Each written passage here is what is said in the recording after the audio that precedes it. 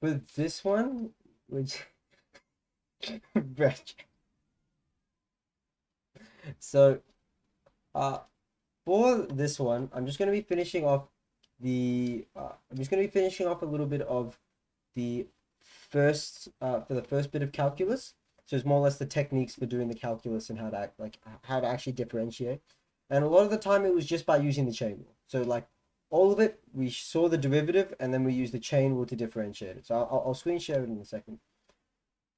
So let me just screen share this one. So calculus one. Okay. And I'll start. So like before, we've gone through like how to differentiate basically all of our functions, right? I just wanted to come back to here and I wanted to talk about, well, I wanted to talk about a little bit when it comes to differentiating functions that are in degrees instead of radians, as well as these functions and how we actually differentiate them, and how we can sort of think about them. So, can everyone hear me fine? Is everything okay? Give me just like a thumbs up if you can like hear me. All right, perfect. Okay, so uh, last time we left off, we learned about the derivatives of sine and cosine. So we know the derivative of sine is cosine, and the derivative of cosine is negative sine. However, this only works in radians, and this is where I need you guys to be very careful, specifically when you use your calculator. Your calculator stays in radians. It does not change 2 degrees, yeah? Because you cannot do calculus in degrees, right? So it says here, like find the derivative of each of the following functions. First, change to degrees. So if I want to convert this one to degrees, I have to multiply it by 180 over pi, yeah? And this is the value in radians. So here, right, this function actually gets turned into 2 cos of 180x over pi. This is just me converting the degrees that I would have gotten into radians. And now I can differentiate this one. So here, right, Rishab, what's the derivative of cos? Negative sine. Yeah, so we get here negative 2 sine of 180x over pi. Then, Joe, what do we multiply it by? Remember the chain rule. Are you able to talk or no? Oh, your mic's broken. Uh, Here, so we start off with the derivative of the outside function. So here the outside function is cos. And then we go inside and we multiply by the derivative of the inside function. The derivative of the inside function is just 180 over pi. Yeah? So here we get the final answer as negative 360 sine of 180x over pi, 180x over pi divided by pi. Does that make sense for everyone? Does that make sense? Like thumbs up, thumbs down, thumbs to the side. What do you guys think? Okay, so Joe's fine. Yeah. What about you, Daniel? What about you, Emily? Okay. Daniel, does that make sense for you?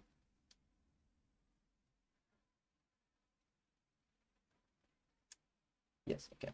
Perfect. So I'll let you guys do these other two. Just remember, you need to convert it from degrees into radians because calculus only occurs in radians. Yeah. Now, for these ones here, yeah, it says if y equals negative log e of cos of x, find dy on dx. So here I'll ask Daniel, what's the outside function here?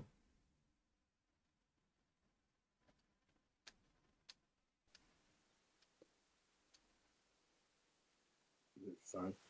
Say it again. Is it 3 sine? Of question 5. Oh, 5. Minus ln. Yes, the minus ln part. Or it's just, well, technically it's just the ln part.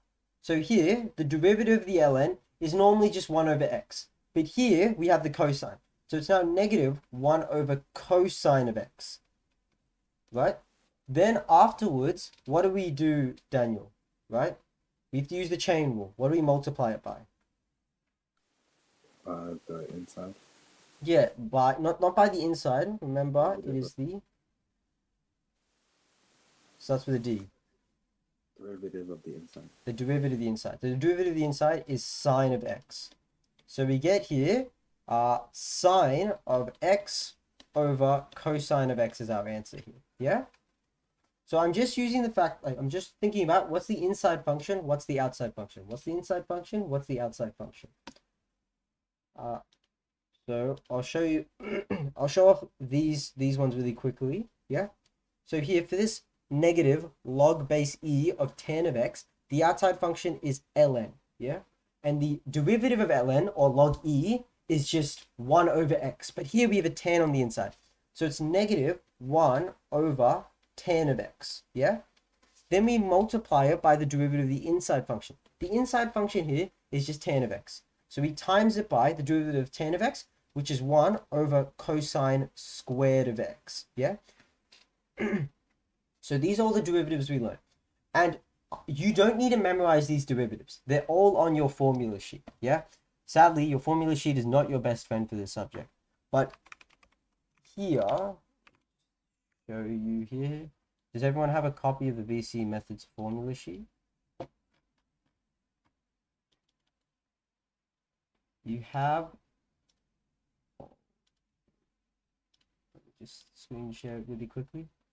So here's a bunch of the stuff in the VCE methods formula sheet over here. It shows you all of the derivatives, right? These ones show it to you in terms of a, but I just use a is equal to 1, right? For most of mine.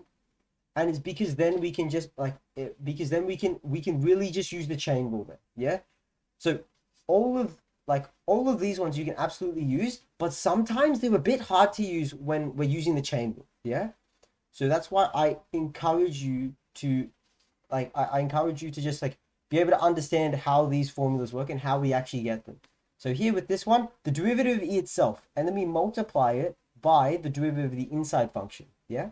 Which is a. So we do a times by e to the power of ax. Does anyone have any questions about that? Any comments, any concerns?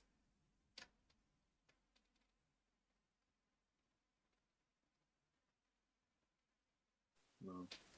Thumbs up all around. You can call out if you want. I don't mind.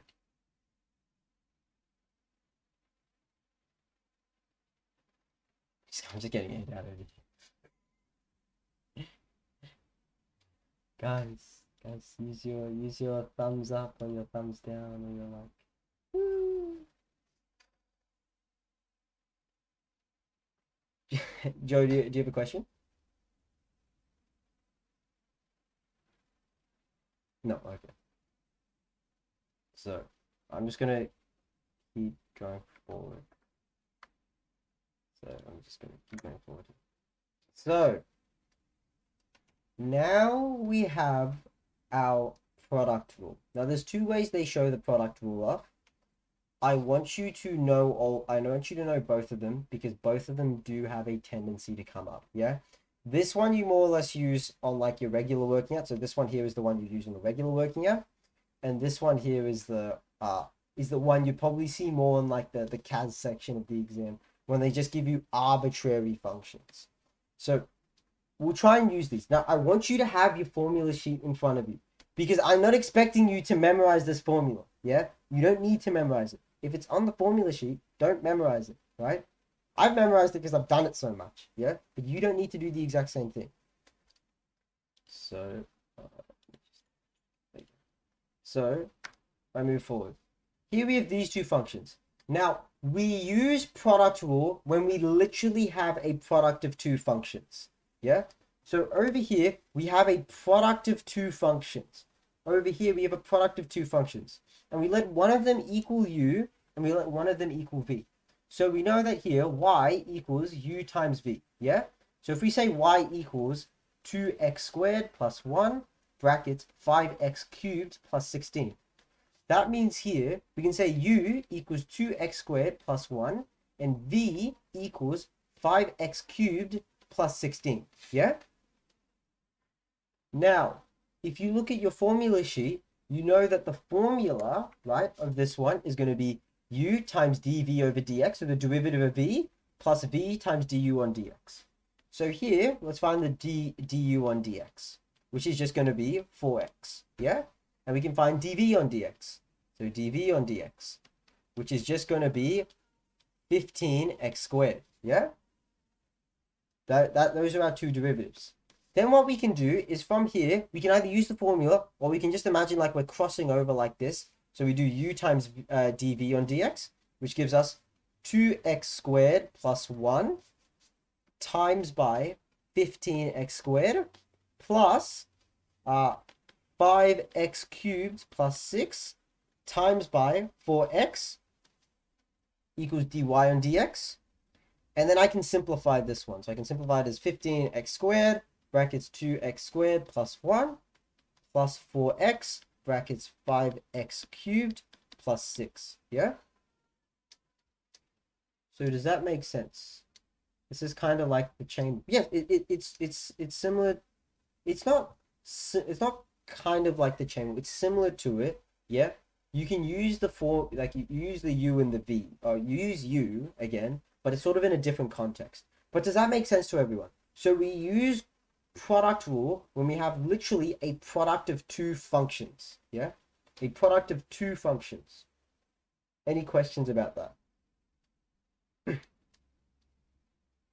Thumbs up, thumbs down, thumbs to the side. No, not okay. I got Rashab. My man, Rashab. I'm just gonna get aired out by everyone. Okay. That's all good, gang. Anyway, there's Daniel. Saying my thumbs don't work. Okay, no, that's all good. That's all good. I know, don't worry. Over here, if we try to do the same thing over here, right? The product of two functions is instead, it's the product of x cubed and 3x take away 5, yeah? So here, right, here we know that u equals x cubed and v equals 3x take away 5 to the 4. So here the derivative of the top one is du on dx equals 3x squared dv on dx. Rishab, can you tell me what the derivative of this one's going to be? So you have to do like chain rule. Yeah, chain rule. Alright, um, so you make u equals 3x minus 5. Don't use u in this case. You use like a different, because we've already used u. So just pick another letter. Like a equals 3x minus 5. A equals 3x.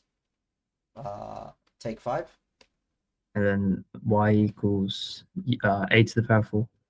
Yep. So y equals a to the power 4. Yep. Then a dash is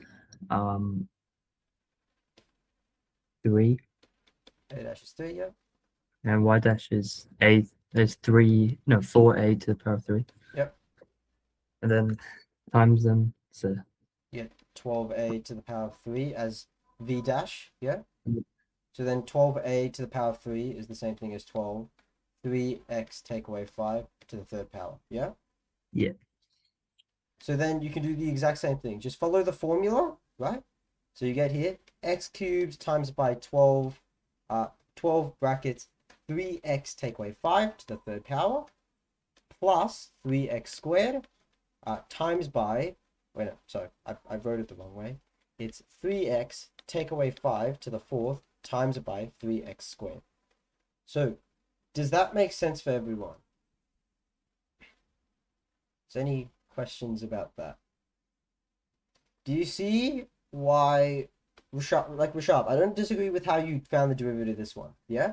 But do you see why I encourage everyone to use the quick chain rule? Yeah. Because then we can realize, well, the outside function here is to the power of 4. So it's going to be 4, 3x take away 5 cubed. And then we times that by the derivative of the inside function, which is 3, yeah? So we don't have to mess around with all these different letters, yeah? Any questions about that?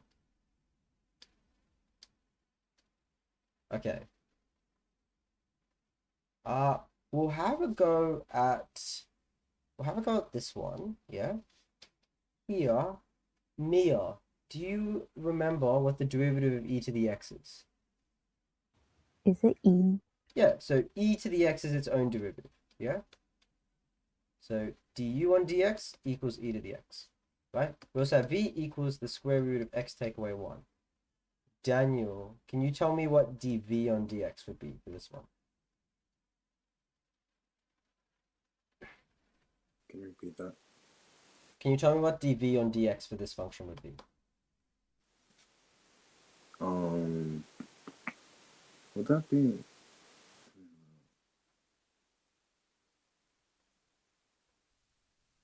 Because remember, we can rewrite this as x take away 1 to the half.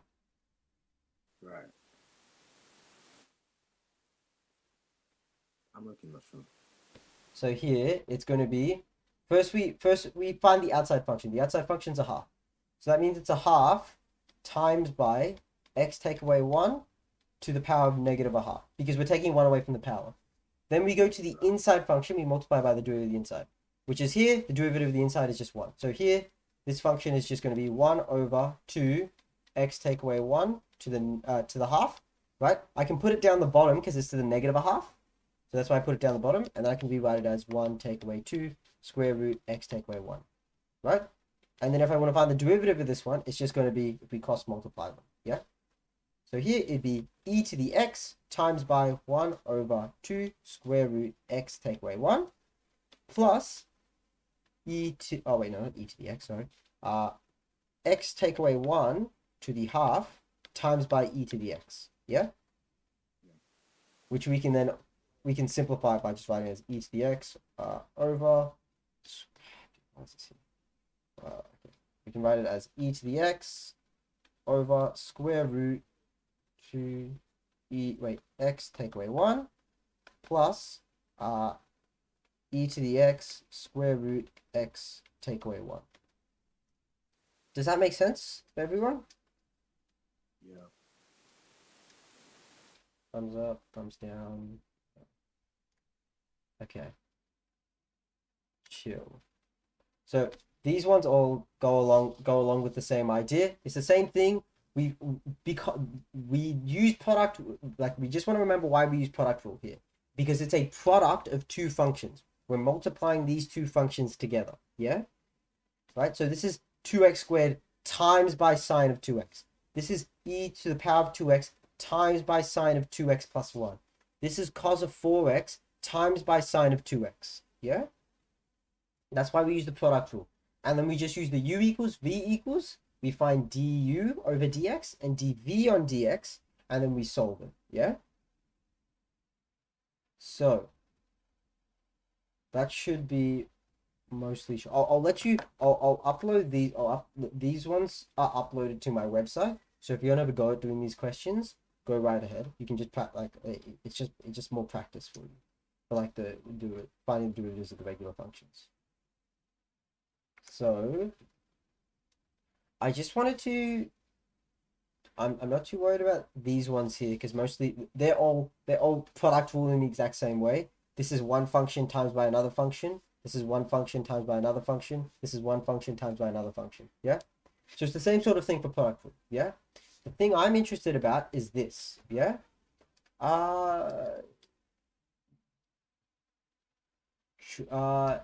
Richard, what would you say u and v equal to here?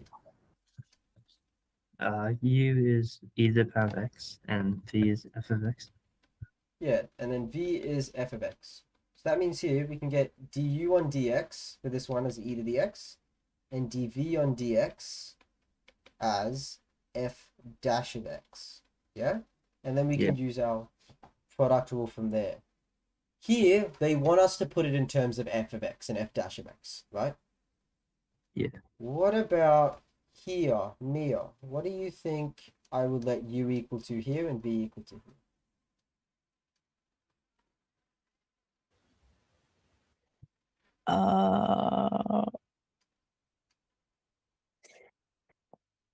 I don't know. That's Would it be e to, u would be e to the x, and then v would be 1 over f of x? yeah, so it'd be f of x to the power of negative 1. Could you write in a thinner pen? No. Oh, okay. My bad, gang. No, I can't write in a pen, sadly. I would, but literally does not allow me on here. I'm gonna have to like fix up a bunch of this stuff. Like I like for the chemistry lecture, I had to do a poll using the chat, which isn't great. But yeah, so that the same sort of idea, and we can differentiate this one, right? So e to the x, it has its own derivative. So d on dx, du on dx is just e to the x. dv on dx is just equal to the outside function. So we have a -1 times by f of x. I'll give myself volume. I'll bring this back down here. So here we have dv on dx, which is equal to -1 times by square bracket f of x to the power of -2, because we're taking one away from the power, so we're just doing power rule here. Then we go to the inside function, we multiply it by the inside function. So we times it by f dash of x, yeah? So that's our derivative there. And then we can go about doing the cross multiplication and simplifying it, yeah? Here, this one's just sort of trying to trick you. I'll ask Joe, what rule would you use? Because this is, because we've been taught product and chain rule. Which one would you use here?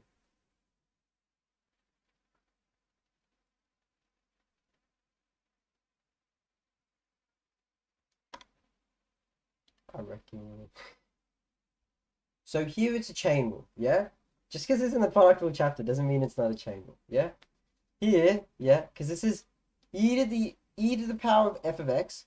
E is the outside function, yeah? So let me just erase all this stuff. So we have a e is the outside function, f is the inside function. So here, this e's derivative is just e to the power of f of x. Then we multiply it by the derivative of the inside function, which is just f dash of x. Does that make sense for you? Oh wait, I'm down there. Yeah, there's not even a multiplication. Yeah, that's one way you can identify that it's not a product rule.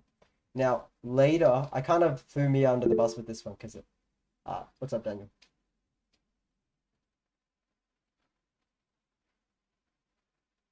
Wait, could you like explain that question like just one more time? So here, right, we have e to the power of f of x. Yeah. If we want to differentiate that, right, we start with the outside function. What's the outside function here?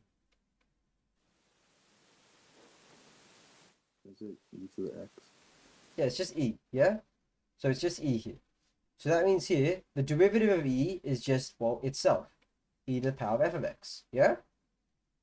Right. Then we go to the inside function. What's the inside function here? F of x. Yeah, so that means here, the derivative of the inside function is f dash of x then. Yeah? Yeah. Okay. Is that all good? Yeah. Thanks. Okay. So, yes. So here, right? Again, you can use this at you can to find the derivative of this one at x equals 1. You first can differentiate it. So here, the d on dx of f of x ln of x. I'm going to use ln. If you're not familiar with it, ln just means the same thing as log base e. Yeah. So we have u equals f of x, v equals ln of x. Yeah. dv du on dx equals f dash of x, and dv on dx equals 1 over x. So this is just the derivative of these two. Then we're going to cross multiply them together. So we get here f of x times by 1 over x plus ln of x times by f dash of x. Yeah? Which can be simplified to look like this. Plus ln of x, f dash of x. Then we can sub x equals 1 into here. So we get here f of, so this is meant to be x, f of 1 over 1 plus ln of 1, f dash of 1, right? Here, f of 1, we're told, is equal to 2, yeah? We're told here. We have to be told this information. So here, we get 2 over 1, yeah? ln of 1 is just 0. So that means this whole part here becomes 0. So that means here, our ultimate value that we get out is 2. Any questions there? So that's the gradient of this function at the point x equals 1.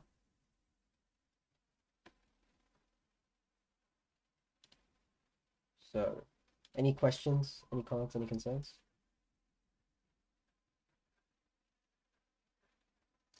Thumbs up, thumbs down, thumbs to the side. I don't know. Wait.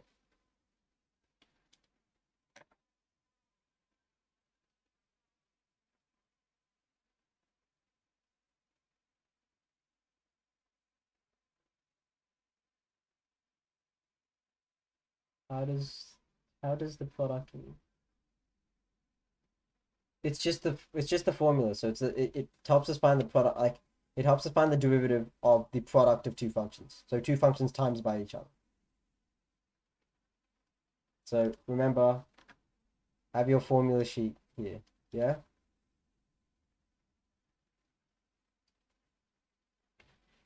Yeah, it's either what you've typed in or this one. Remember, both of them are useful in their own contexts. Yeah. So that's right, Joe.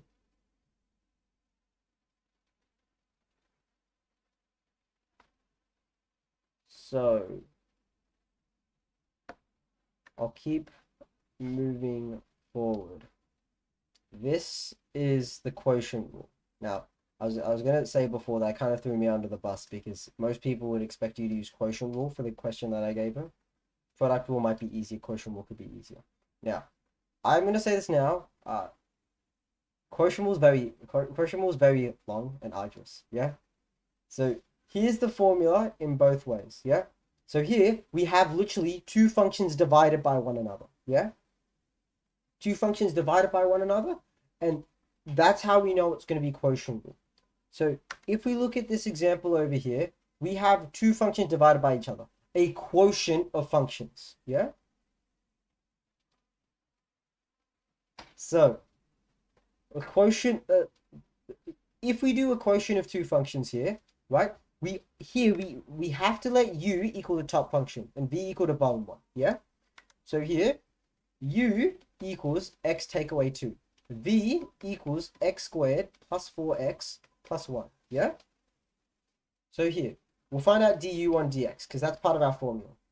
And dv on dx because that's also part of our formula. Rashab, can you tell me what the derivatives for both of these are?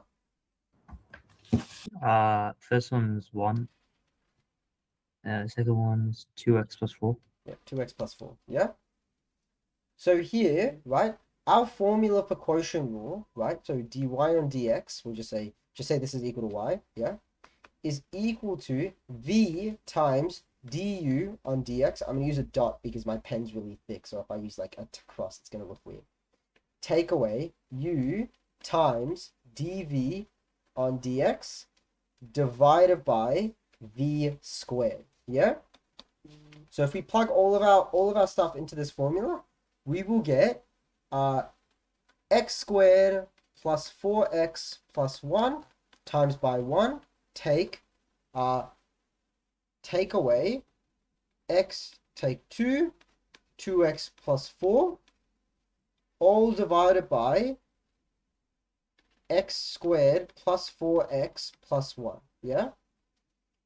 And here, if we simplified it, we just get here, like we, here, right? You, like, if they tell you to, like, if they want the final answer as the derivative, we'd have to simplify the top of the derivative. So here we get x squared plus 4x plus 1, take away, here we're going to have 2x squared, math, plus 4x, take 4x, take 8, yeah? Which is just going to simplify to negative x squared, 4x, plus 4x, plus 9, this is squared, over x squared plus 4x plus 1 squared. That would be the final answer that expected, yeah? It's very, very, very long, yeah? That's why quotient rule, you're going to have to be very precise with how you do your working out. It's very long and there's a lot of room for error. What if I see this anywhere else? It will probably be the first or second question on your exam. Product rule and quotient rule, but like I think the only time they've changed this is maybe in like the 2007 exam, where they instead of doing a product and quotient rule question, they did like a trig question first, which was quite strange, but it will most likely be the first question on your exam. And the thing is, like if you practice this one, it becomes very straightforward. So like here, it's because all it is just a formula. It's not like I have to think about anything. It's more or less, can I do the formula, and can I do the formula in a way that's like, it makes it just work. Yeah. So here, I get, for this one, u equals e to the x. V equals e to the 2x plus 1. dv on dx, or du on dx, is equal to e to the x. dv on dx is equal to, where's the autocorrect? What is this autocorrection? Okay. 2e to the 2x. Yeah? So if I find the derivative of this one, so d on dx it, yeah? I'll get here the formula e to the 2x plus 1 times by e to the x, take away e to the x times by 2e to the 2x. So this is just me using the formula. So this is v times du on dx, take u times dv on dx, all divided by e to the 2x plus 1 all squared. Yeah? Then we can simplify it. So here, if we simplify this one, we realize we will get, here this one becomes e to the 3x plus e to the x. Here this one becomes 2e to the 2x. So this simplifies to, 3x. So this simplifies to negative e to the 3x plus e to the x over e to the 2x plus 1 squared. Does that make sense for everyone? So here, this step here is just me simplifying it, yeah? So it just looks a little bit nicer for the examiner to look at, yeah? Can we leave the bottom not expanded? Yes, absolutely. Don't expand unless you absolutely must, yeah? You only expand unless they want you to give you a nice answer. Like you expand the top because the top looks really disgusting and the examiner doesn't want to look at that. And that's not a complete mark, yeah? But the bottom, don't expand unless it looks nice. Like this looks nice, does it not? Like aesthetically pleasing denominators we're seeing right here. If you want to expand it out, be my guest. But I'm gonna mark you a 0 because if, like, think about it, your examiner, it's like late at night, they're drinking like their 7th cup of wine, looking at their 1000th exam paper, and they so happen to stumble upon you. They're gonna see that. And they're going to be like, what the fuck is this kid on? And they're going to mark you wrong. Not because you are wrong, but because it looks wrong. Yeah? Wine be so serious. Yeah, no. Trust me. My special teacher used to describe to us how she used to drink. So I gotta... Bro, you won't know who's marking your exam. So I'll ask Rishab, what is U and V here? U is sine x and v is x plus 1. Yeah, v is x plus 1. And then from there, it's simply just plugging it into the formula. Yeah? Right, so you just use the du on dx equals negative sine of x. Just cos of x. I'm thinking about integration.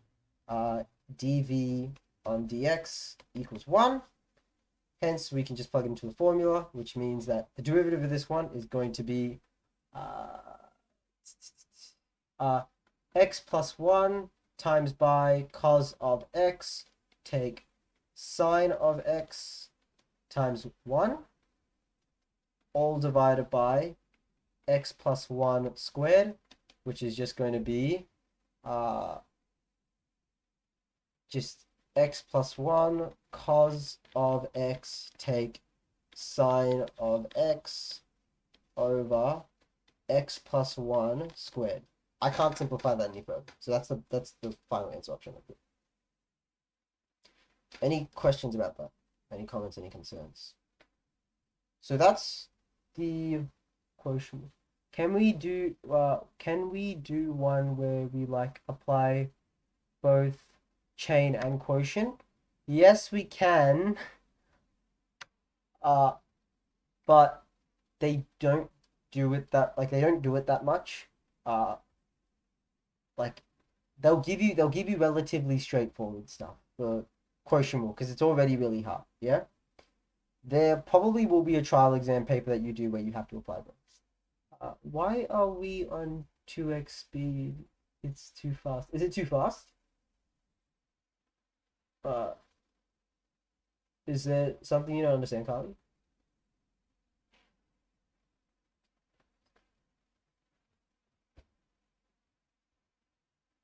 Uh, you're rapping, not gonna lie. My bad, gang. Uh, so, what would you like me to repeat again?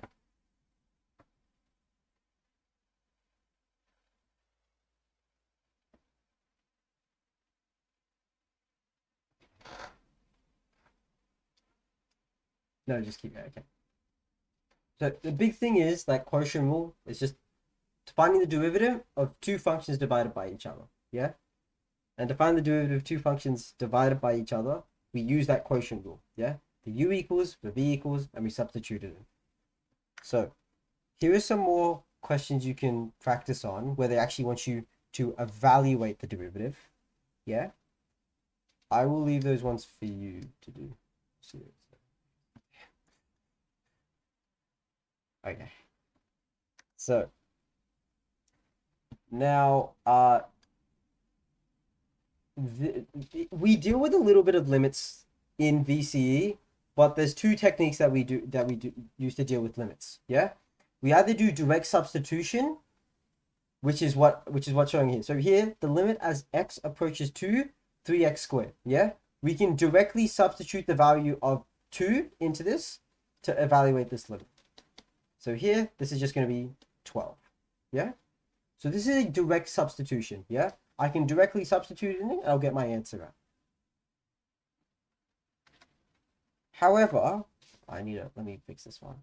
We might get things that look like something like this, where it wants us to do, here's f of x, and here it wants us to find out the limit as f of x approaches 2, yeah? Essentially what you can think about a limit as is it's approaching this value. So like, this graph is going to look something like this, yeah? And if I plug 2 into f of x right now, yeah, what's going to happen is I'm going to have, here it's going to be 8, take away 10, plus 2, divided by 0. And because it's divided by 0, we actually don't know what that value is, yeah? So what we do is we use a limit to evaluate that value. Essentially, there's going to be a hole in the graph at 2. So what we do is we can think about it as like we're approaching that graph to see what it looks like. And how we do that is that we have to do some factorization and elimination. Yeah? So here, how we factorize is we go about, well, we first have to factorize the quadratic here. And this one can be factorized into 2x squared take 4x take x plus 2 over x take away 2. And then we can factorize this one, right? This top factorizes to 2x x take 2 take 1 x take 2 over x take away 2, yeah? And then if we bring this down here, we'll get here 2x take away 1 x take away 2 x take 2. We can cancel out these x take away 2's here, right? And we're just left with x take away 2x take away 1. So we can see that f of x can equal 2x take away 1 as well, yeah? So then if we try and evaluate the limit, right? If we try and evaluate the limit at this point with this function now, we have f of 2, which is just 3. So does that make sense? Essentially, the point doesn't exist on the original graph. So I'm manipulating it in some way so that I can make it exist. Does that make sense?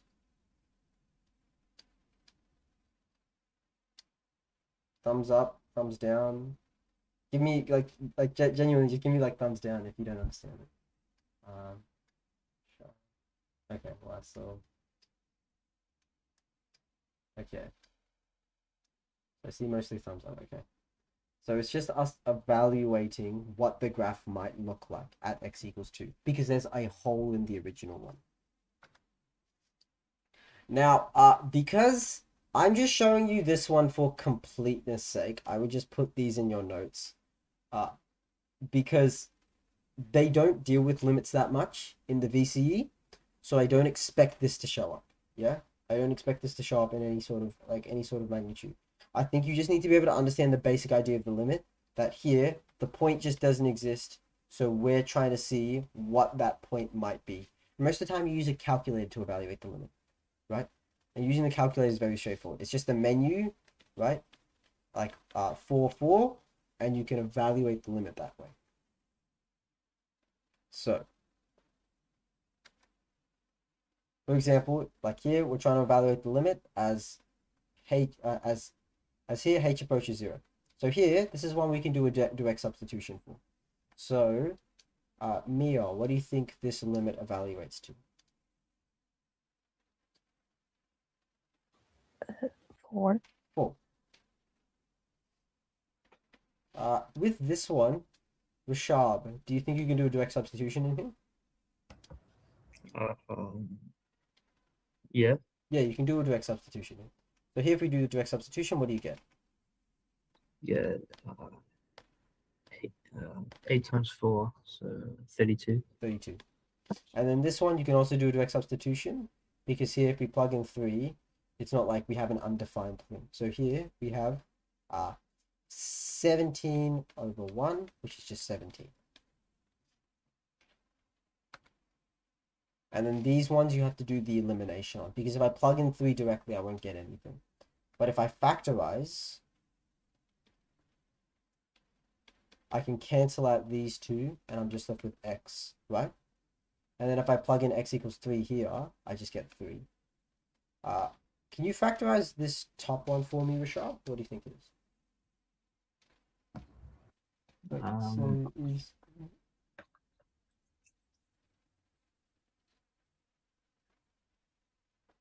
Yes, that's what you can think about it as. It's a not inclusive x value, yeah, that we're trying to reach, yeah. That's what we effectively do with these ones that don't exist inherently. With the ones that are direct substitution, they already do exist. But with these ones, we manipulate it so we can find a way, we can reach we can find the y value that they should go to, yeah. Okay. So Rashad, what does that one factorize to? X minus 2, x plus 1. X minus 2, x plus 1 over x minus 2. So these two cancel out with each other. I'm just left with the limit as x approaches 2 of x plus 1, which is just 3. Does that make sense, everyone? You're just finding the y value it would get to at x equals 2. But here, it doesn't exist. So it's approaching that value. It's a limit, yeah? Does that make sense for you guys?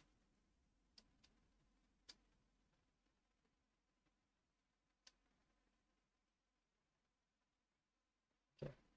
Got 1 thumbs up.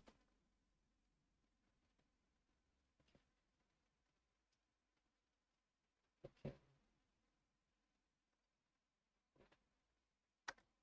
So, continuity, they have this really big, annoying definition for continuity. Essentially, basically, if I have to lift up my pen at any point to draw sections of the graph, right, then it's not a continuous graph, right?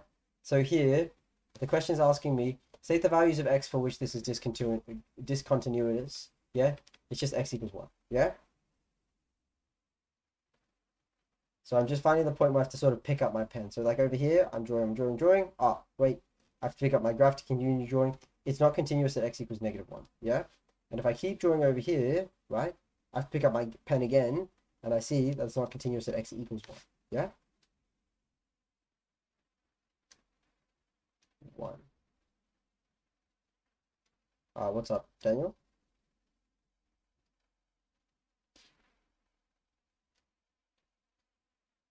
So, who wants to have a go at part C? Yeah? Tell me where it's a non-continuous. Anyone?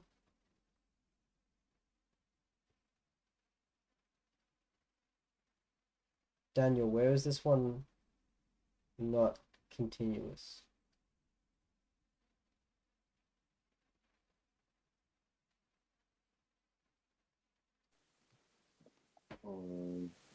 Is it 1? Yeah, it's at x equals 1, yeah? Because here, at x equals 1, I have to pick up my pen, yeah? And then move it. What's the purpose of such a graph? Say it again? I said, what's the purpose of such a graph? It's for the mathematical wonder. It's for the wonder of math. That's why. That's why the graph exists. Yeah? So here, right, this deals with a little bit, these examples deal, because we don't have a graphical solution. Yeah? So these deal with a more intuitive solution. Yeah? So I'll explain what this notation means. Yeah? So let me draw out what this graph might look like. So here, this graph is going to be here, and it's also going to be here. Yeah? So this is what this graph looks like. It's obviously not continuous, but how can we show that it's not continuous? Yeah. Here, well, at f of a, yeah. So here, a is going to be the value where the two graphs join up. So here, it's 0. Yeah. This is where the two graphs join up, and at 0, the function is going to be equal to 0, because here it's going to be inclusive for 2x. Yeah. So that's going to be 0. Does that make sense? So here we know f of a equals 0. Does that make sense? Now, what does this next part mean? The limit as f of x approaches a plus, right? This means that we're approaching the value of a from the positive direction. So here's the positive direction, and I'm trying to see what value of a I'm approaching. What that value is at a. Yeah? So that's what this positive limit means. And that one here is also going to be 0. Because if I look at it, yeah, I'm literally approaching this point down here for this graph. And I'm approaching it from the positive direction. That's what that plus means. But if I do the negative, I'm approaching it from the negative direction. And I get a different value. I get whatever the value for this function is, which is just going to be 1, yeah? At x equals a. So here, right? Ultimately, what they want you to say is that f of a is not equal to the limit as x approaches a minus f of x. Hence, at x equals 1, negative. I need to put a 1 here, yeah? Hence, this is like at x equals 0. Sorry, my bad. I need to put 0 in there. At x equals 0, it is not continuous. That's what this is trying to say, yeah? So it wants us to state these values definitionally, yeah? Does that make sense for everyone?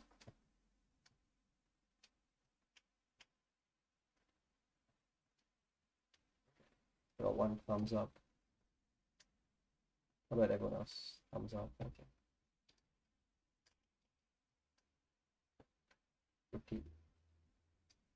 So I'm essentially, right, I need to make sure that these 3 are the same thing. So this should be equal to this, right? Which is true, yeah? But this isn't equal to this as well, yeah? Which means here, right, at x equals 0, it's not going to be not inclusive, yeah? Any questions about that?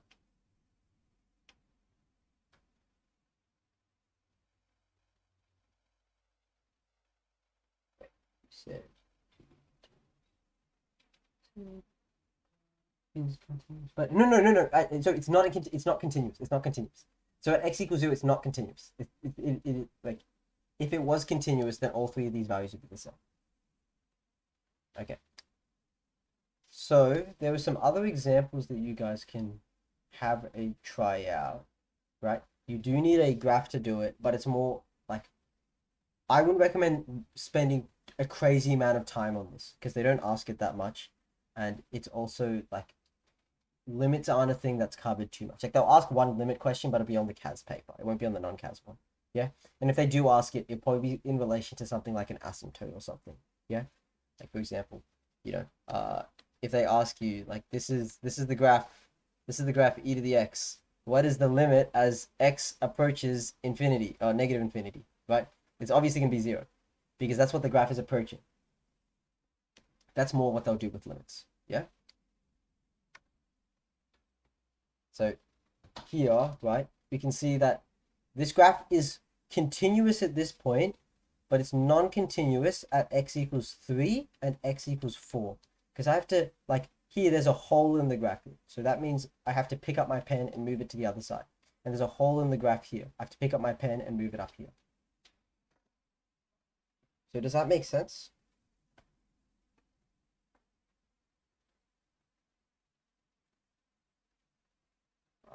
Bashab, can you tell me for part B, when is this graph, tell me what value of x is this non-continuous?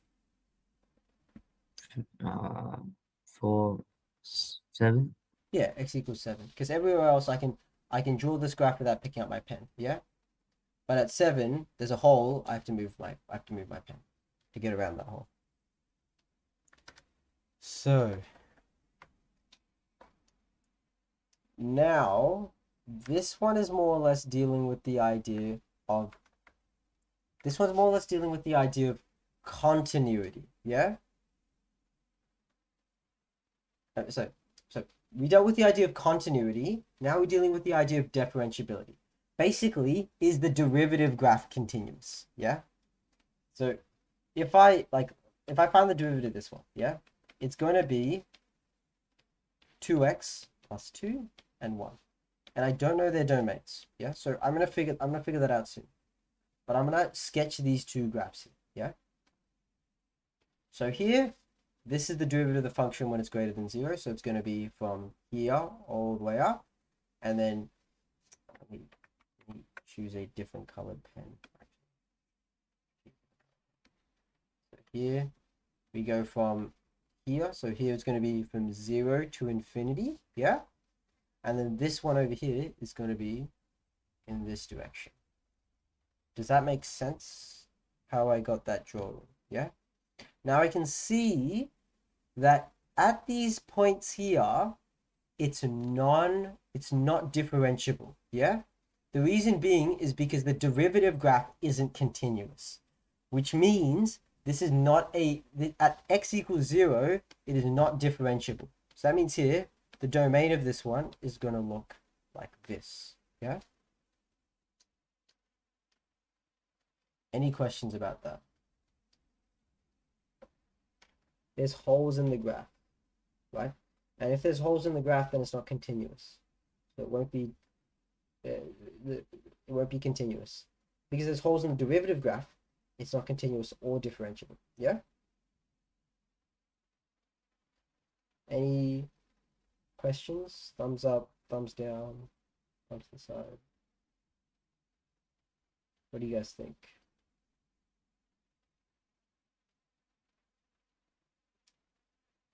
Why is methods low-key? Okay. This one here, I'm showing you for completeness sake, because they have a tendency to show it on the exam. Yeah? But I wouldn't fixate a crazy amount of time on the continuity and differentiability, right? This is the place where they try and trick you with the domains and the ranges. So the big thing with continuity and differentiability is, can I find out the domain of the function, right? Can I find out when it's differentiable? Can I find out when it's continuous? Yeah? And that will affect its domain. So like here, for let's just say this function over here, this function exists for all real values except for 7. Yeah? That's what continuity and differentiability allows me to do. So, any questions about this?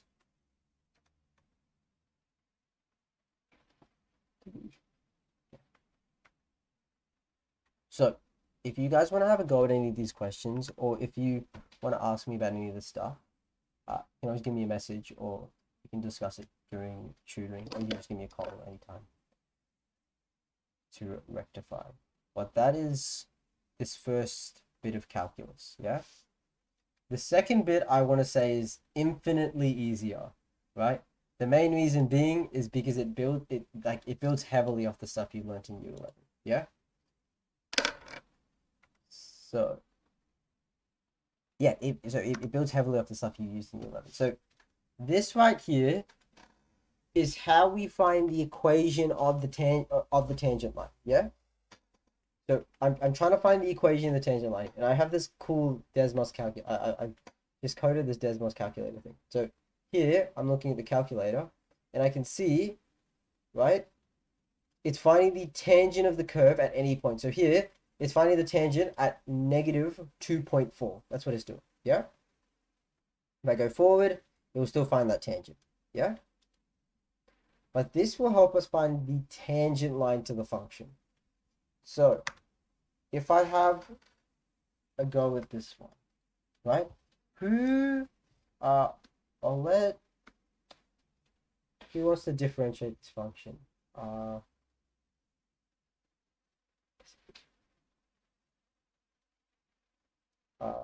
Who wants to be called upon? I don't know. Daniel, what is the derivative of this function?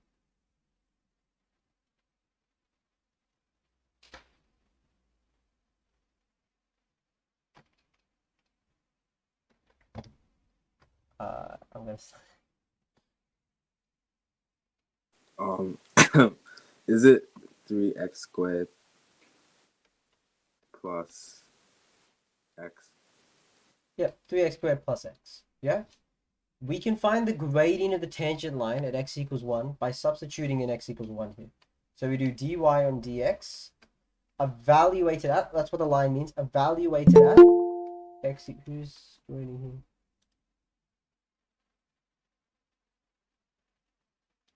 Okay.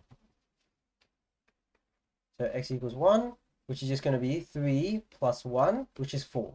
So the gradient of this tangent line is 4, yeah?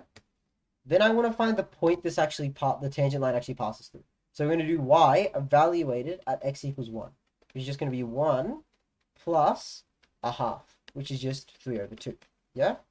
So now we can use our take y1 equals mx take x1 formula, yeah?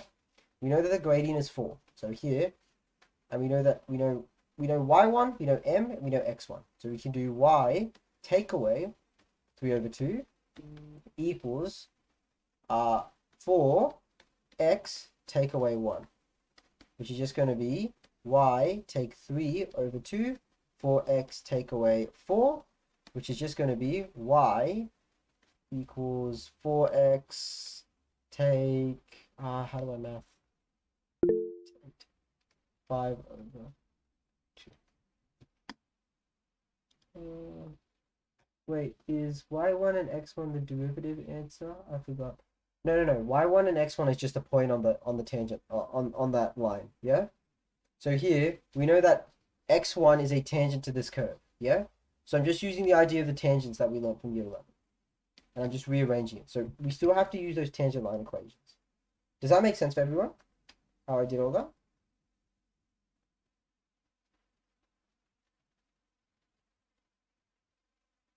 Yes. Thumbs up all around. Thumbs down, thumbs to the side. What do you guys think? Okay. So,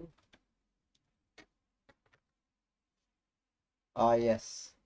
Now they want to find it for the normal line. So we're going to use the formula.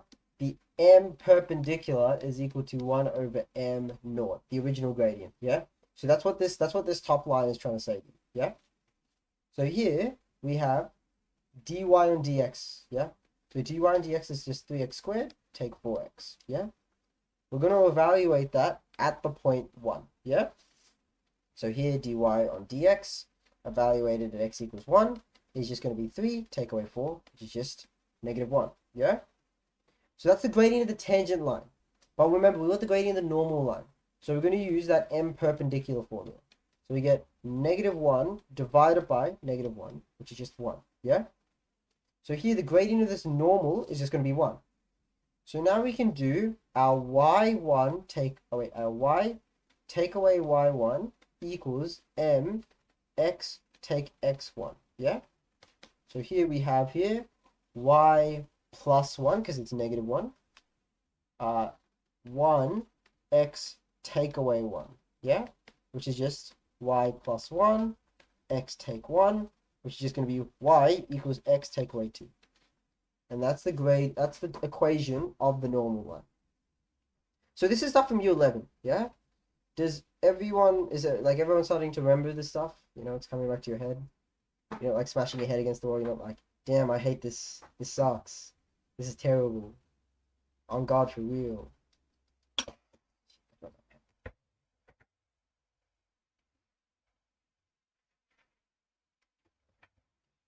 How did you know? What do you mean, how did you know?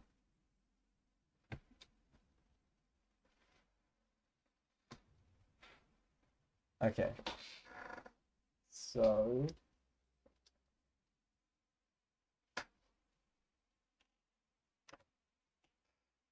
here you can essentially just do like it says find the this one's interesting. So it says here find the equation of the tangent to the curve with the equation y equals x to the power of 3/2 take 4x to the power of 1/2. So Mia, what's the derivative of this one? 3/2x to the power of a half minus 2x to the power of negative a half. Yeah. So Rashab, how can I find the gradient of this tangent? Sub in x equals 4. Yeah, so we sub x equals 4. So I'm just going to say sub x equals 4. I'm tired of writing the same line. So we get dy on dx equals x equals 4. So we get here 3/2 times 4 to the half. Take 2 over root 4, which is just going to be 3, because it's going to be 4 to the half is just going to be 2. 3/2 times 2 is just 3. And then take away 1. So we get here 2 here. Yeah? And then we find out the y value. So I'm going to sub in 4. So we get here 4. 3/2. Take away 4. 4 to the half. Yeah? Does anyone know what 4 to the power of 3/2 is? Daniel, do you know what 4 to the power of 3/2 is?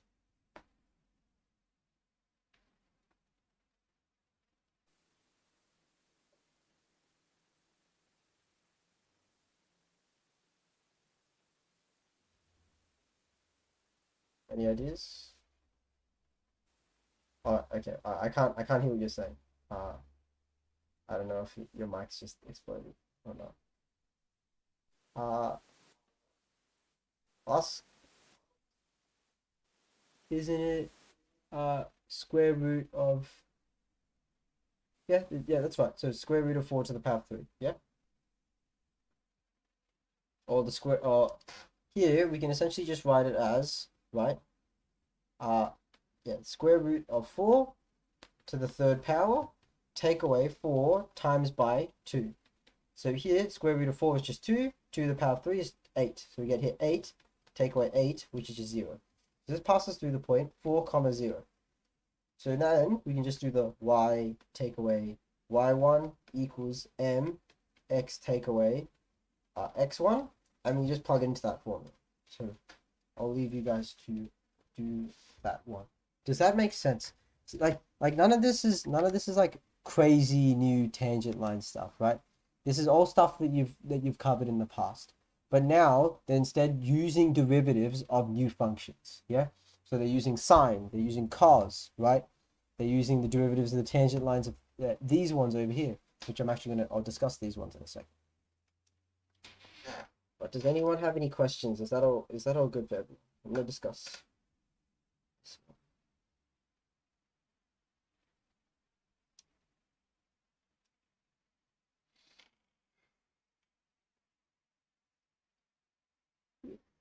What about everyone else? Is it thumbs up all around?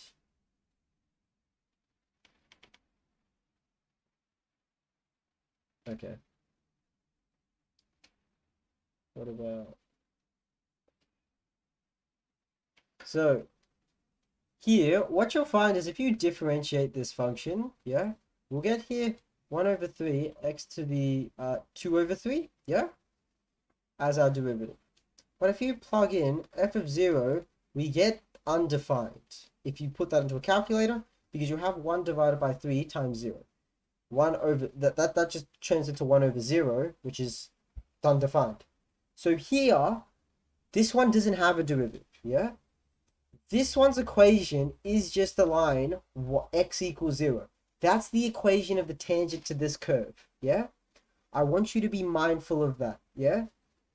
That here, it's undefined, so here the equation of the tangent is just the value of x, yeah? Just like how if the gradient was 0, it would just be y equals like something, I don't know. It could be y equals 5, for example. Does that make sense?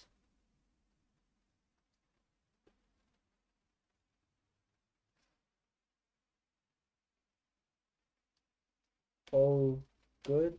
Any questions? Okay.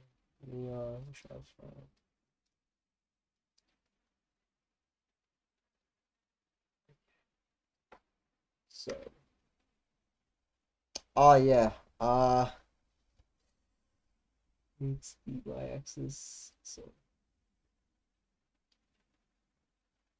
wait, find the tangent curve at the point x equals pi over 2 meets the x-axis at point A. I want you guys to have a go at. Actually, no, I'm putting it for a reason. So, I'll ask who here has watched the first part of this. Who can tell me the lecture of, or who can tell me the derivative of tan of 2x?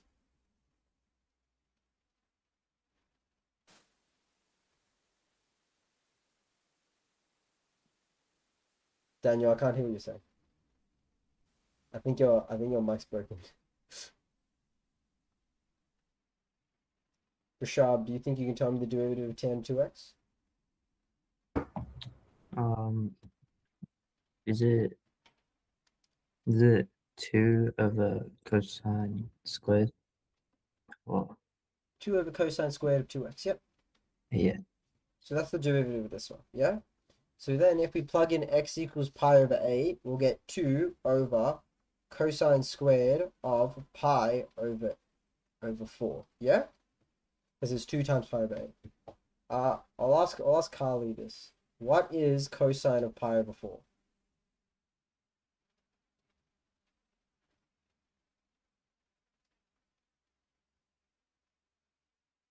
Any ideas? Am I going to get slimed after this?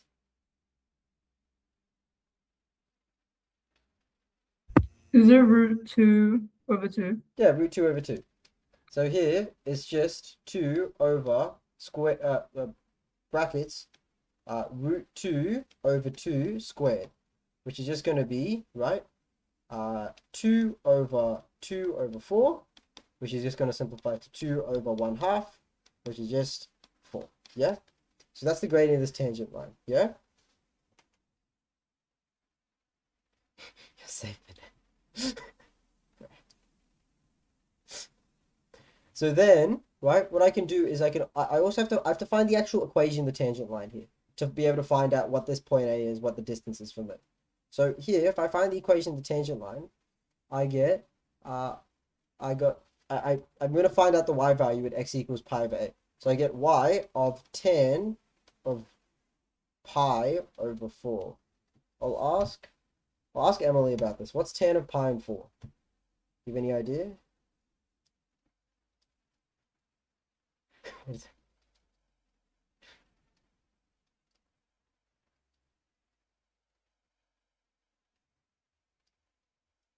Any ideas? Any guesses? 1 over root. No, not quite. It's just 1. So tan of pi and 4 is just 1. So here I get the equation of the tangent line. Y take away 1 equals 4x take pi over 8. Yeah? Which means here I find...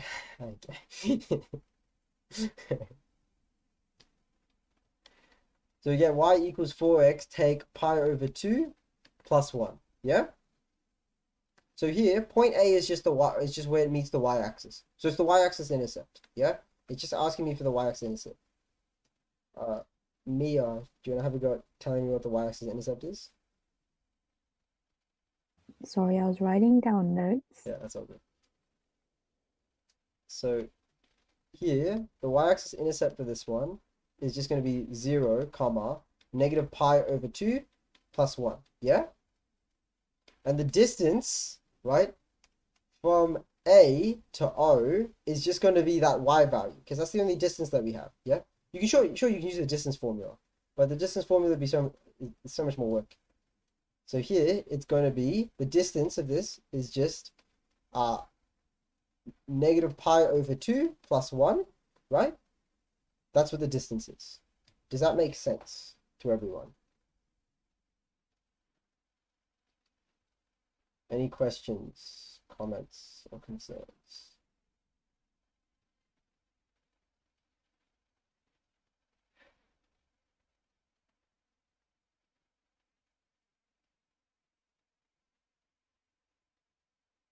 What don't you understand, Rashad?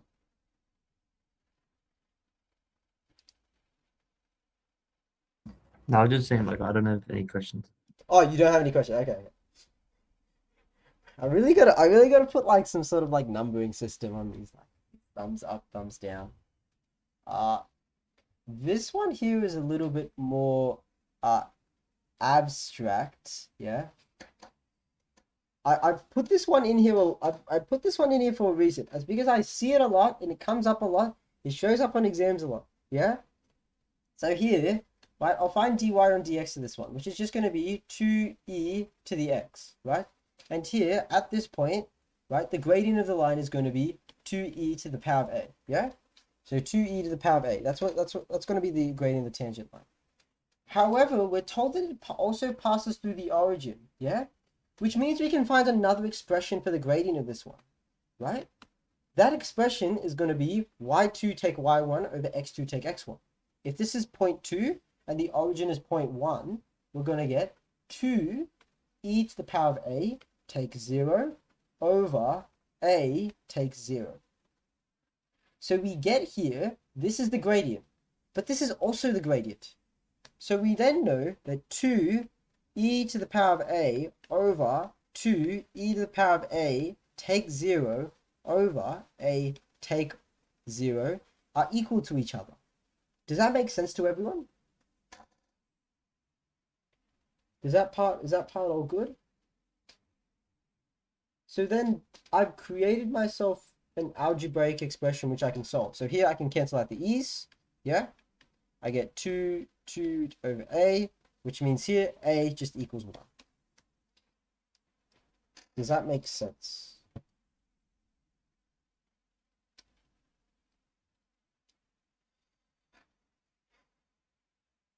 Wait. I'm waiting. Was...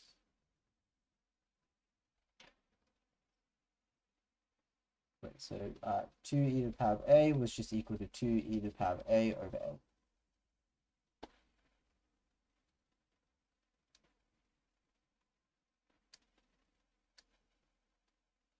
How did you get that?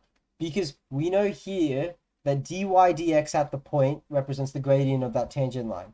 But we also know that y2 take y1 over x2 take x1 is also the gradient of the tangent line. So we can just combine them together to equate them.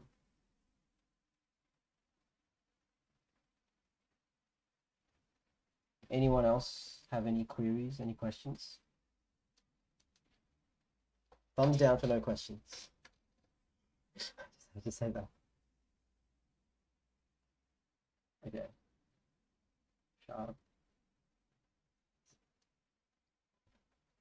Okay.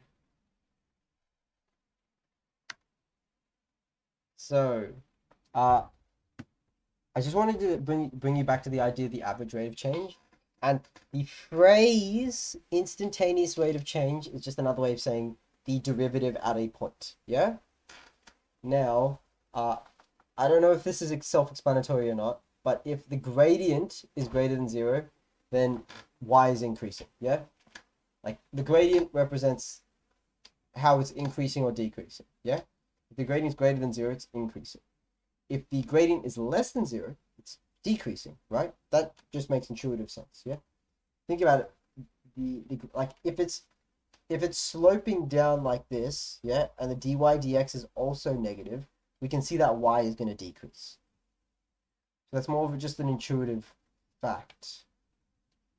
So I won't ask you guys to do these ones because they're just plugging in the points and finding out the rate of change and using that instantaneous rate of change formula, which is just another way of saying the derivative. You know where to get UDFs. I do just search it up on Reddit, bro. Like there's no specific UDFs you probably need for methods to do these sorts of questions. I wouldn't say. They do. Yeah, they all copy each other anyway. Yeah. Like if you find one UDF online, it's probably the same as like, I don't know, another UDF online. But I'm not going to go through these ones because here, this is just repeating the average rate of change and the instantaneous rate of change stuff that we've already covered, which the instantaneous rate of change is find the derivative and then plug in the point. Is that all good? Thumbs up if that's all good. Thumbs down if that's all bad. Okay.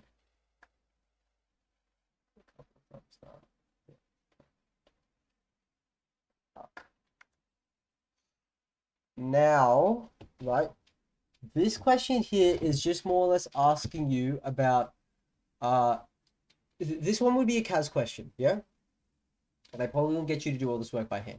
But it says, find the rate of change of the volume after 10 seconds and 20 seconds, yeah? That's just telling you to find the instantaneous rate of change at 10 seconds.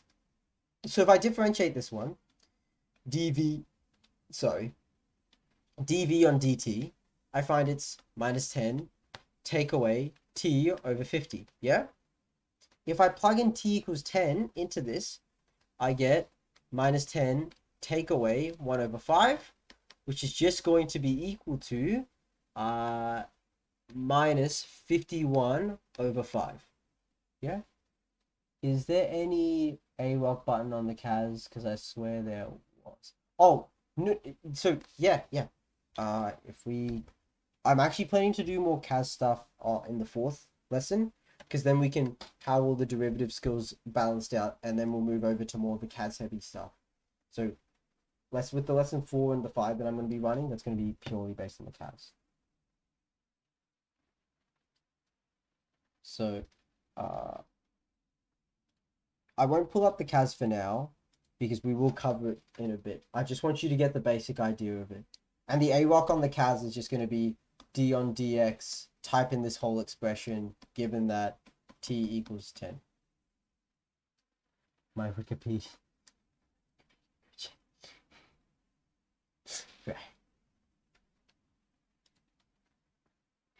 Right. Here it says, for how long could this be a valid model?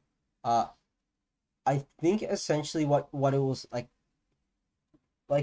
I'll ask you this. I'll ask Rashad, why do you think this wouldn't be a valid model?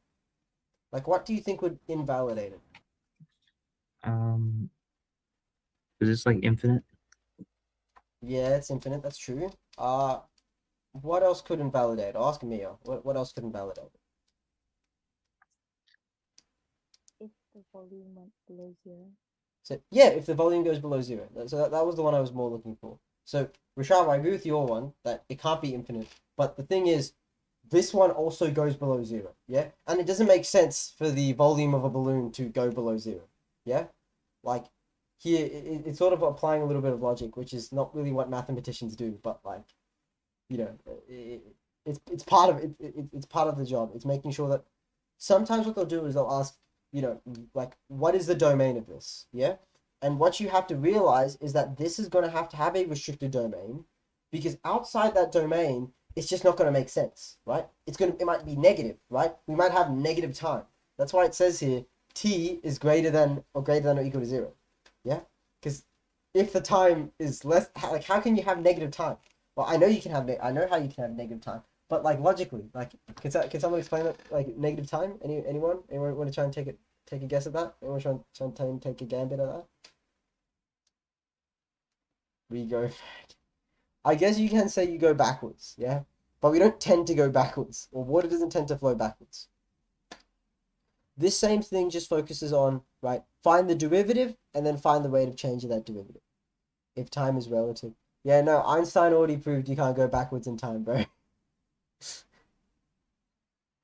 But so this just goes by the same idea, right? It wants me to find basically the derivative. That's what this first part means. And then it wants me to find the derivative at the point, which all of us have done about 100 times. It's just now that they've given me a different function, right? Instead of giving me like, a simple x squared or something like that, they're giving me an exponential, which I know now how to differentiate. Yeah. So yeah. Does anyone have any questions about that?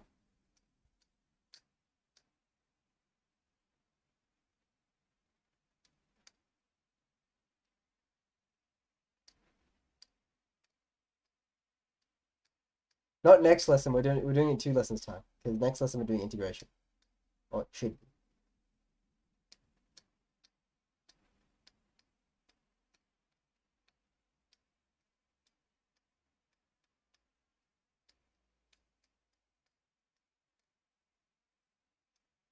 So is that all good from everyone? I'm waiting for responses from you guys. I don't know if you guys just like looking at me being like, what is he doing?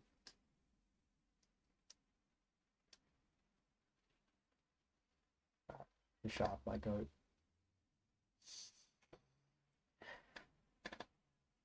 Okay. Anyone else chill with me moving further? Okay.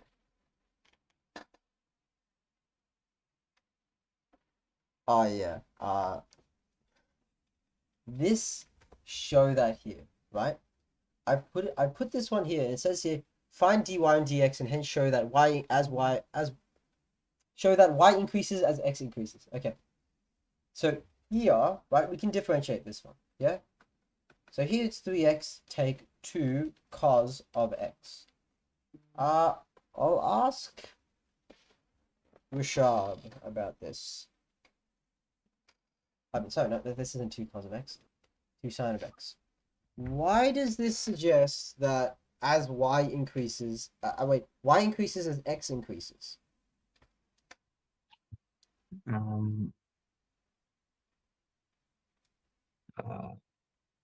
Is it because You can have a guess. I don't mind. the one? Is it wait, is it linear? It's not linear. It's the fact that here, right, we have 3 sine of 2x, yeah? If I put in any x value, right, do you guys agree that the range of this one is between 1 and 5, yeah? That means the derivative is always positive, yeah? If the derivative is always positive, then y is always increasing. Does that make sense, Rashad? Yeah. Yeah. So that's why I put this one in here, because sometimes they might need positive gradient.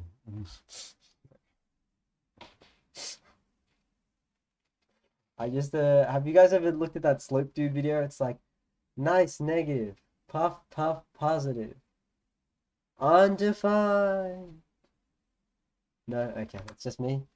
Anyway, I wrap it up, bro. So, okay, why is that open? My computer's being really slow. I need to do the weird price of this thing so high. This one here, it says find the following. For each of the following, find dy and dx. So here, I'll ask Mia, what's the derivative of this, of part A?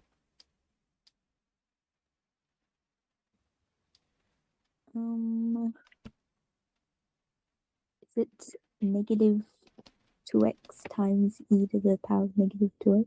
Yeah, it's 2x times by e to the power of 2x, right? But it wants it in terms of y. And we can see that y is equal to e to the power of 2x. So then from there, what I can say is that this is just the same thing as minus 2y. Yeah? That's what this question is trying to get you to do.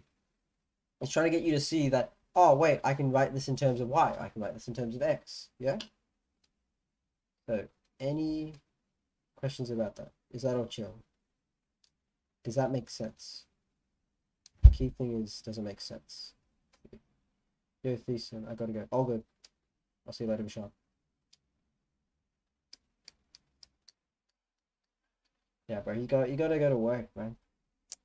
You got that job. Got that job. So, bro, he makes like,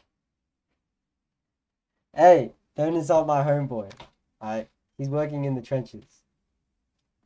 Now, here. Has everyone remembered? Does everyone remember what a stationary point is? Right? A stationary point. What is a stationary point?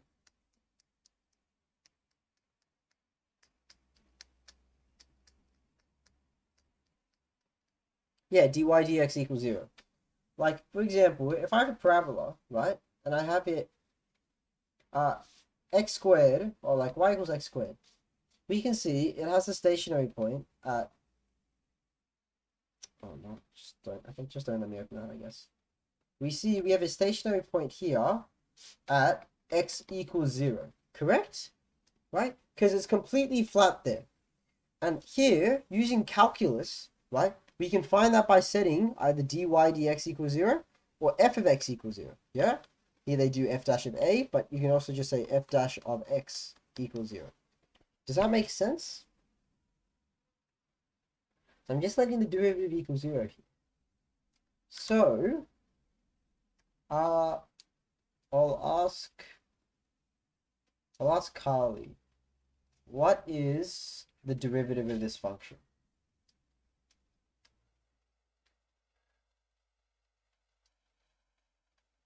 What is the derivative of that function? How can we differentiate that?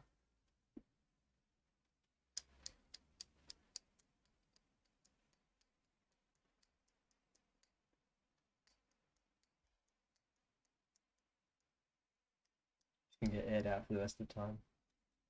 Me? Yeah, yeah, no, the other thing. Wait. It's 3 minus 3x squared. Yeah, 3 minus 3x squared. So that's the derivative of this one. Yeah? Then, right, if we want to find the stationary point, we let that one equal to 0.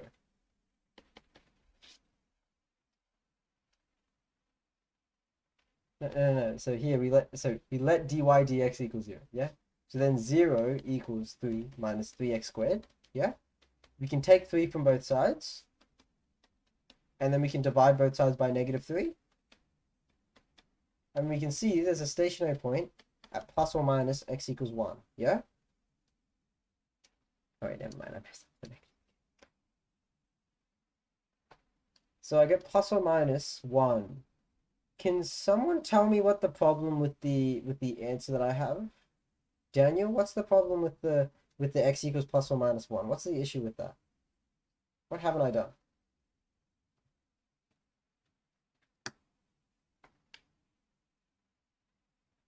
I'll tell you this, I haven't done something. Yeah?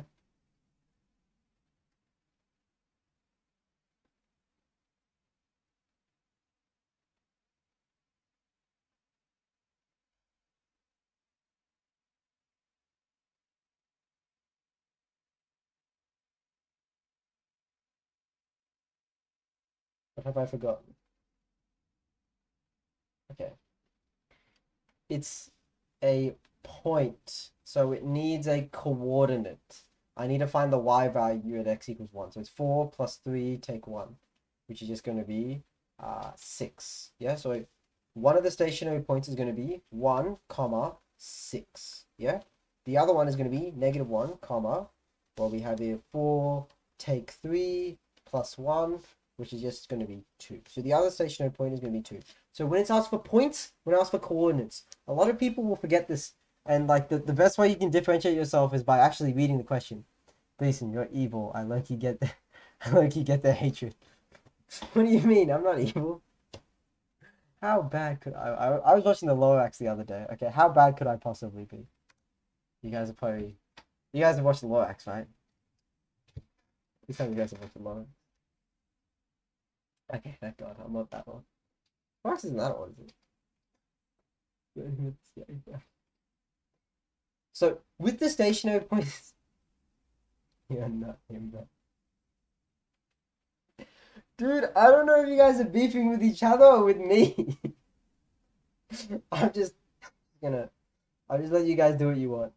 But with the stationary points here, it's the same process. It's the exact same process that we're doing, yeah? But instead, it's for the it's for new functions that we're dealing with now, yeah?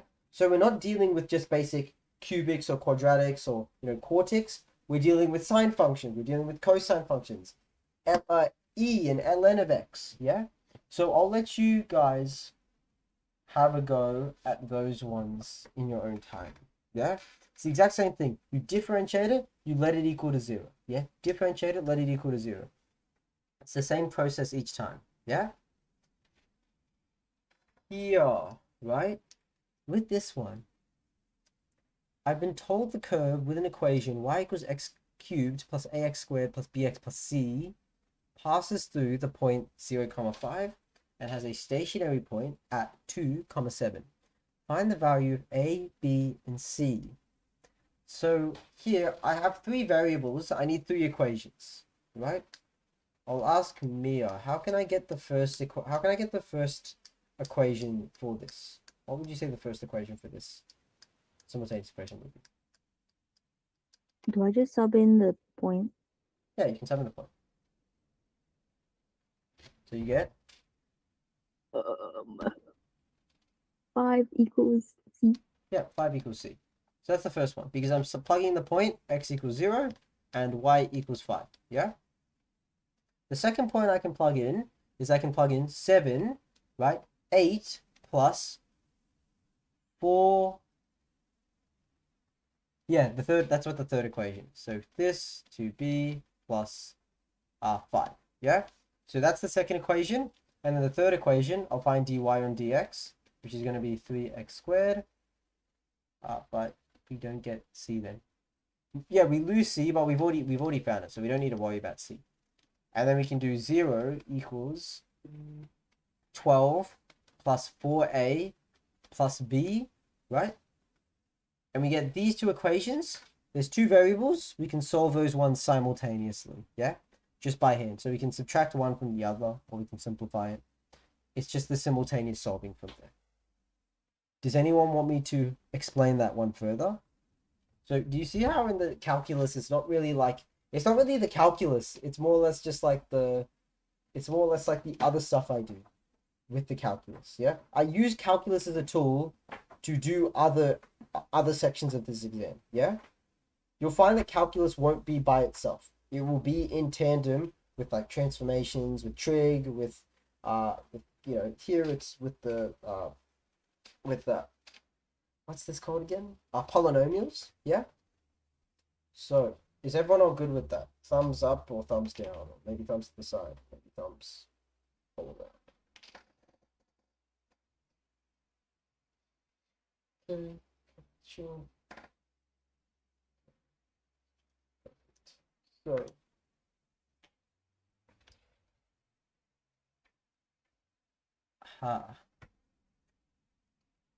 so I'm gonna ask. Should I ask? Dude, I'm really starved for choice here because 2 people don't have microphones. Okay, I'll text.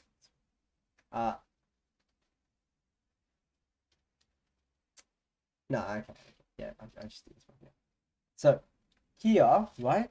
to find the derivative of this one, right? What rule would I use? Does anyone have an idea what rule I would use? Any clues, any guesses, any ideas?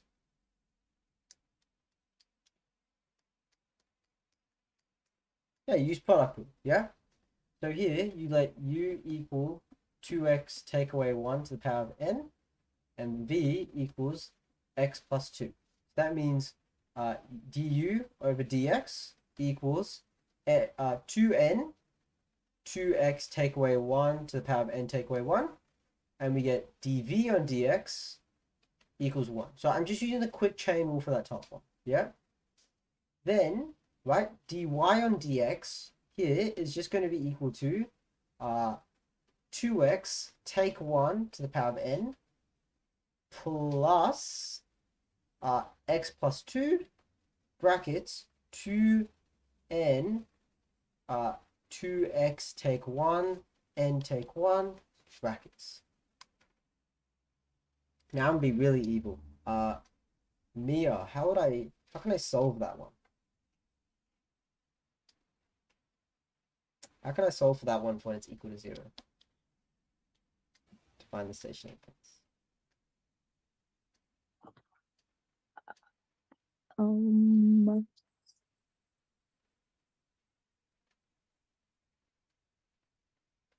Do we have to use another rule? No. How do we normally solve polynomials?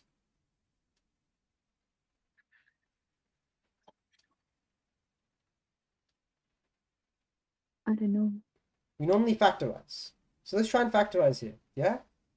So we'll factorize this one, we'll get 0. And do you see how both of these have a factor of 2x take 1 to the power of n take away 1? So we can factorize that out from both of them. We get here 2x take 1, n take away 1. And over here, what we're left with is we're just left with 2x take away 1. Over this side, though, what we're left with is this whole thing disappears, because this thing becomes 1. And we're just left with plus 2n x plus 2, yeah? So then here we get 2x take away 1, n take away 1, equals, right?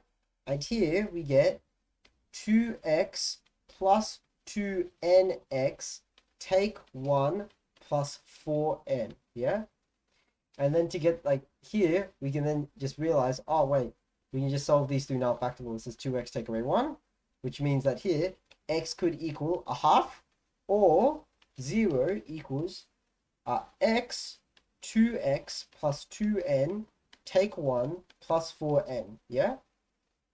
Let me take the x out of one of these.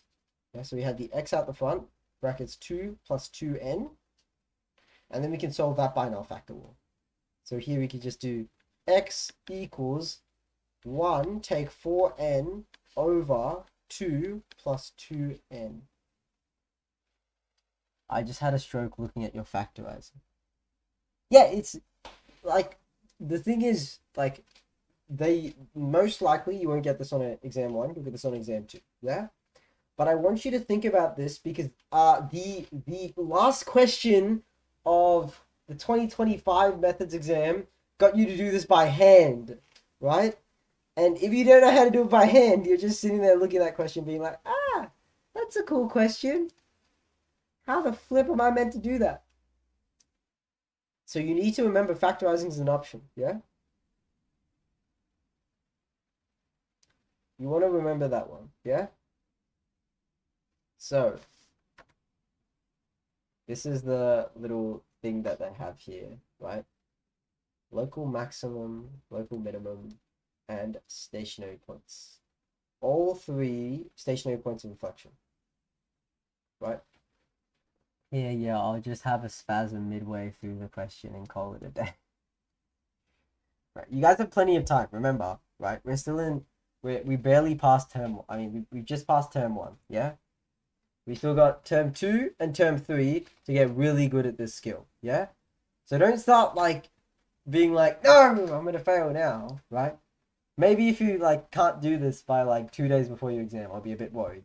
But you guys are doing it now, yeah? That's the good part about doing it now. You're doing it earlier than everyone else. So that when you do get back into it, this stuff's more familiar to you. You're not just worrying about because you're like, holy shit, right? There's an F dash. What am I meant to do? There's a D on DX, right? You're not worrying about the notation. You're just focusing on getting your skills as improved as possible. So basically 5 days. Your exam, you don't have your exam in 5 days. It's so this slide here shows you the 3 types of stationary points we have in VCE, yeah?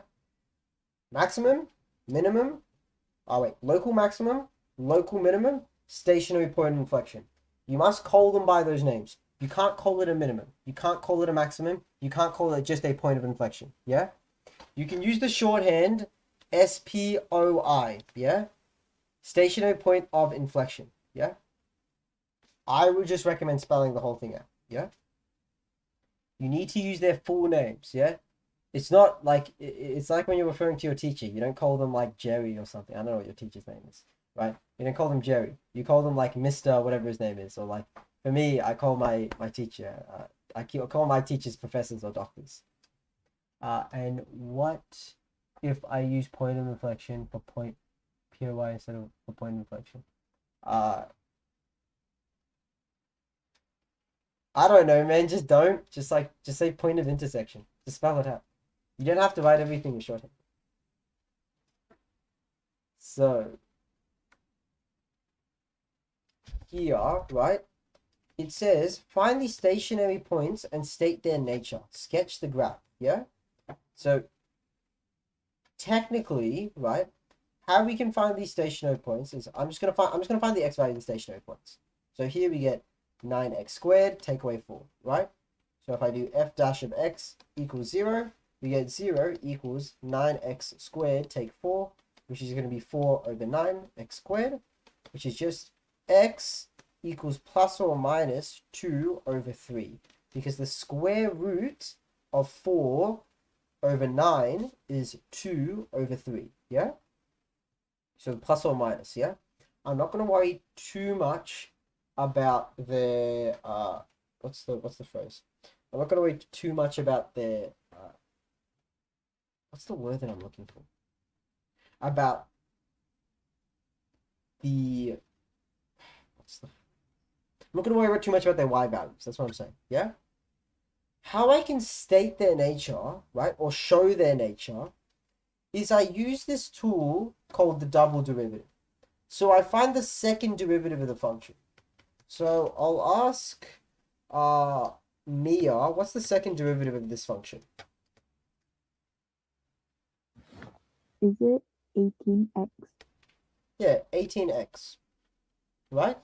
And if something's a local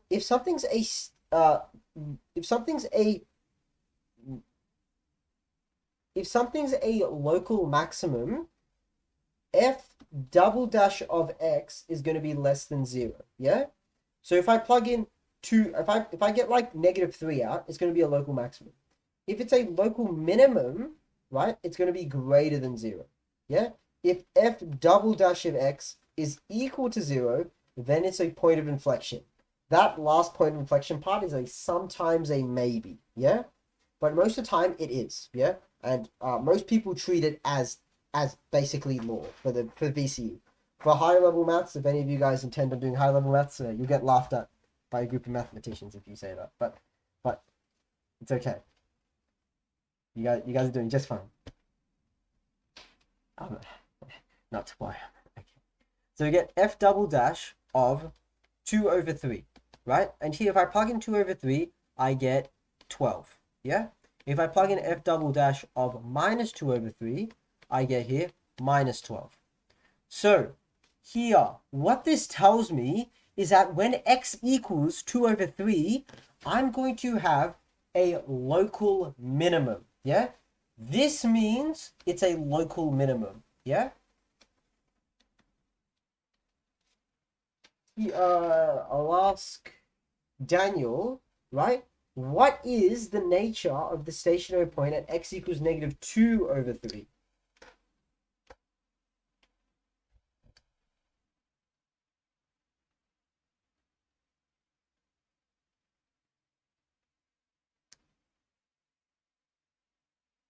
Hello? Daniel?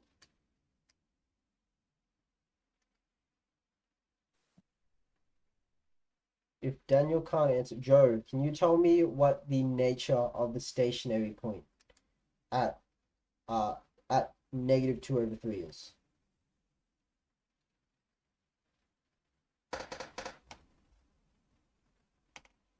Remember, the double derivative is equal to negative 12.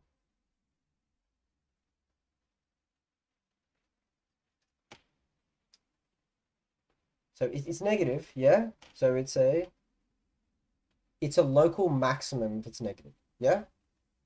It's a local maximum if it's negative.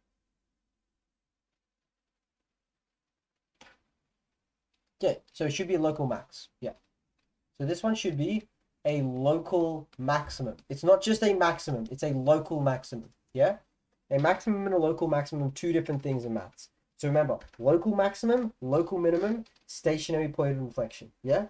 And then if I want to sketch this graph out, it's going to look something like this, where I'm going to have like a maximum at like minus 2/3, comma, whatever the x value is, and a minimum over here at 2/3, yeah?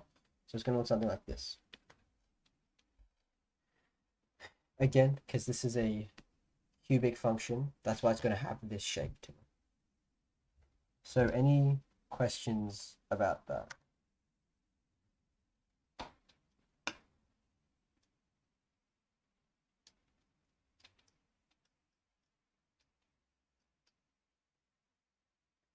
Does this have anything to do with gradient or no? What do you mean by does this have anything to do with the gradient? Like the local minimum, local maximum?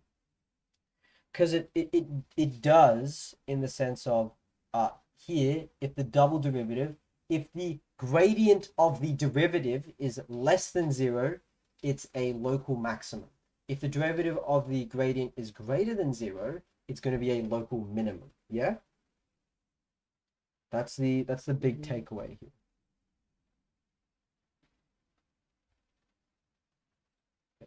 I was just trying to visualize it. Yeah.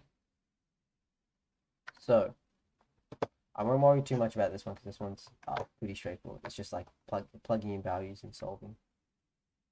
Yeah, don't worry about sketching this one. This one's a weird one to sketch. I might have a thing dedicated to sketching these weird composites because composites are always interesting. Oh yeah, this one also is going to get you to sketch.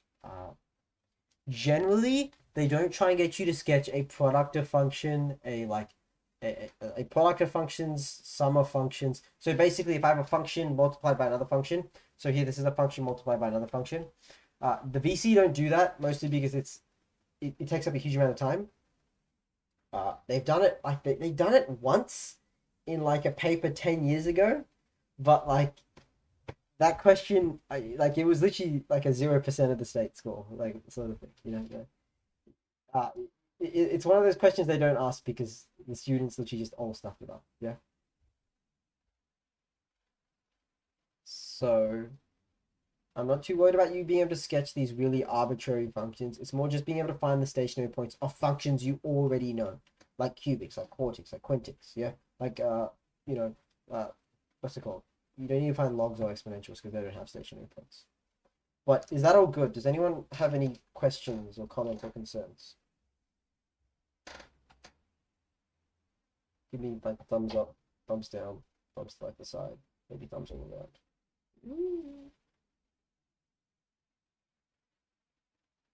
Yeah. What's up, Daniel? What's up, Joe? No, I mean, oh, you don't have any questions. Okay. What about you, Joe? Why were you sad facing sad face emoji? No, I just said, no, I'm just sad. How's your page baiting me with these? Sorry. Oh, so yeah. This local maximum one goes by the exact same thing. Find the derivative, set it equal to 0, find the local minimums and maximums. So if you do that, this is f dash of x equals 2 cos of x. Take for sine of x cos of x. Yeah? So I found the derivative of the sine one by using the quick chain rule. So I'll ask Mia, what's the outside function for this one?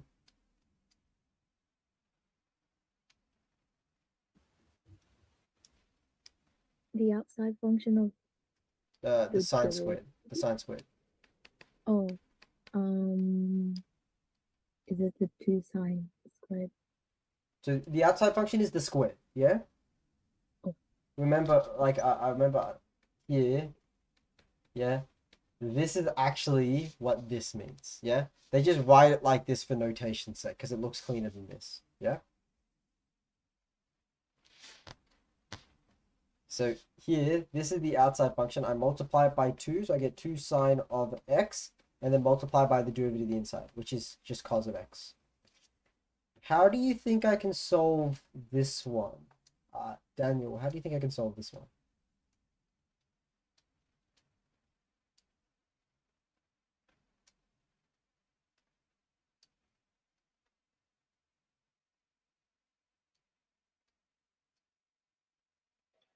Yo, hello. Can Yeah, anyone hear me? I can hear you. I can hear you.